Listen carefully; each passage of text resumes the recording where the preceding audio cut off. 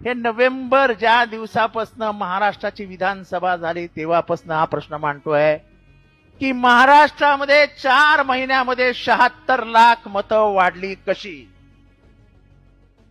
मतदान झाल्यानंतर त्याचा रेकॉर्ड हा जो पब्लिक डॉक्युमेंट आहे ते जर उमेदवार विचारता आहेत तर तुम्ही देत का नाही, लपून का ठेवतात. सीसीटीव्ही फुटेज जर उमेदवार विचारतायत तर तुम्ही लपून का ठेवतात. हे सगळं मॅनिप्युलेशन करून महाराष्ट्र राज्य ताब्यात घेण्याचं काम यांनी केलं.